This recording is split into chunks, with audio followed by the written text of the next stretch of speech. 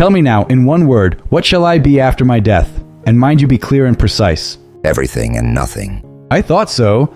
I gave you a problem and you solve it by a contradiction.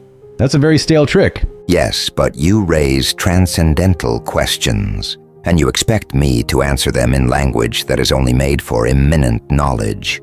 It's no wonder that a contradiction ensues. What do you mean by transcendental questions and immanent knowledge? I've heard these expressions before, of course. They are not new to me. The professor was fond of using them, but only as predicates of the deity, and he never talked of anything else, which was all quite right and proper. He argued thus: if the deity was in the world itself, he was immanent. If he was somewhere outside it, he was transcendent. Nothing could be clearer and more obvious.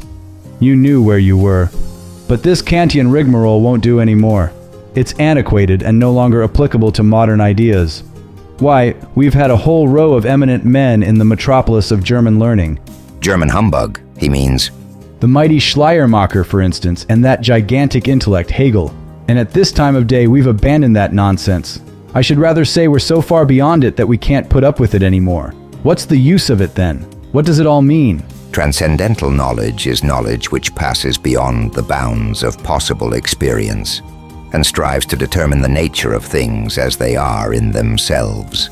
Immanent knowledge, on the other hand, is knowledge which confines itself entirely within those bounds, so that it cannot apply to anything but actual phenomena. As far as you are an individual, death will be the end of you.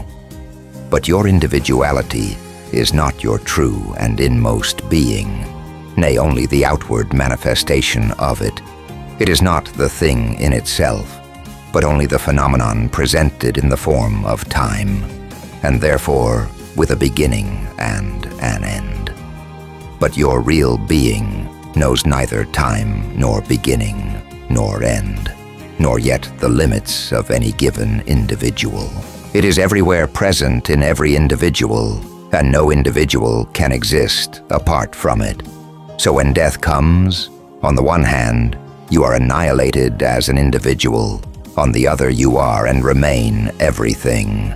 That is what I meant when I said that at death, you would be everything and nothing. It is difficult to find a more precise answer to your question, and at the same time, be brief. The answer is contradictory, I admit, but it is so simply because your life is in time, and the immortal part of you in eternity. You may put the matter thus: your immortal part is something that does not last in time, and yet is indestructible. But there you have another contradiction. You see what happens by trying to bring the transcendental within the limits of immanent knowledge. It is in some sort doing violence to the latter by misusing it, for ends it was never meant to serve. Look here, I shan't give 2 pence for your immortality unless I'm to remain an individual. Well, perhaps I may be able to satisfy you on this point. Suppose I guarantee that after death you shall remain an individual, but only on condition that you first spend 3 months of complete unconsciousness. I shall have no objection to that. But remember, if people are completely unconscious, they take no account of time. So when you are dead, it's all the same to you, whether 3 months pass in the world of consciousness or 10,000 years. In the one case, as in the other, it is simply a matter of believing what is told you when you awake. So far then, you can afford to be indifferent whether it is 3 months or 10,000 years that pass before you recover your individuality. Yes, if it comes to that, I suppose you're right. And if by chance, after those 10,000 years have gone by, no one ever thinks of awaking you, I fancy it would be no great misfortune. You would have become quite accustomed to non-existence after so long a spell of it, following upon such a very few years of life. At any rate, you may be sure you would be perfectly ignorant of the whole thing. Further, if you knew that the mysterious power which keeps you in your present state of life had never once ceased in those 10,000 years to bring forth other phenomena like yourself and to endow them with life, it would fully console you. Indeed. So you think you're quietly going to do me out of my individuality with all this fine talk, but I'm up to your tricks. I tell you I won't exist unless I can have my individuality. I'm not going to be put off with mysterious powers and what you call phenomena. I can't do without my individuality and I won't give it up. You mean, I suppose, that your individuality is such a delightful thing, so splendid, so perfect, and beyond compare, that you can't imagine anything better? Aren't you ready to exchange your present state for one which, if we can judge by what is told us, may possibly be superior and more endurable? Don't you see that my individuality, be it what it may, is my very self? To me, it is the most important thing in the world. For God is God, and I am I. I want to exist. I. That's the main thing.